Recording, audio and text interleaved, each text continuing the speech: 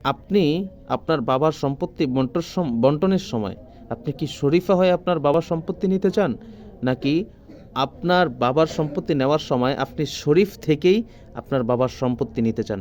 যদি আপনি শরীফ হয়ে আপনার বাবার সম্পত্তি নিতে চান, তাহলে আপনি শরীফার চাইতে 1 গুণ বেশি পাবেন।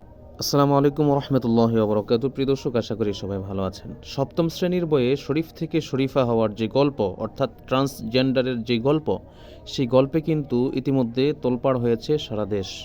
সেই গল্পের কারণে সারা দেশের প্রত্যেকটা সেক্টরে এখন আলোচনা সমালোচনা হচ্ছে। ব্রাক বিশ্ববিদ্যালয়ের যেই আসিফ মাহতাব স্যার, তাকেও কিন্তু ব্রাক বিশ্ববিদ্যালয় থেকে সেই শরীফ থেকে শরীফা হওয়ার গল্পের যে পৃষ্ঠাগুলো, সেগুলো ছিঁড়ার কারণে তাকে অব্যাহতি দেওয়া হয়েছিল। তার পরবর্তী ঘটনা সবাই আপনারা জানেন।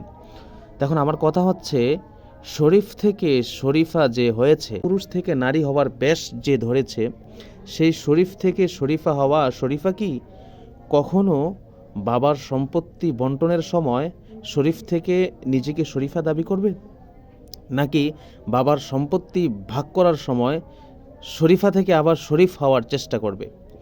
এটা হচ্ছে জাতির কাছে আমার প্রশ্ন। এখন যারা শরীফ থেকে শরীফা হওয়ার চেষ্টা করছেন, আপনারা কিন্তু এটা জেনে রাখবেন যে যদি শরীফ হয় তাহলে ভাগ পাবে ডবল, 100% পাবে, মানে 2 ভাগ পাবে। আর যদি শরীফা হয় তাহলে শরীফের 2 ভাগের 1 ভাগ পাবে। তাইলে আপনি আপনার বাবার সম্পত্তি বন্টনের সময় আপনি কি শরীফা হয়ে আপনার বাবার সম্পত্তি নিতে চান, নাকি আপনার বাবার সম্পত্তি নেওয়ার সময় আপনি শরীফ থেকেই আপনার বাবার সম্পত্তি নিতে চান? যদি আপনি শরীফ হয়ে আপনার বাবার সম্পত্তি নিতে চান, তাহলে আপনি শরীফার চাইতে 1 গুণ বেশি পাবেন।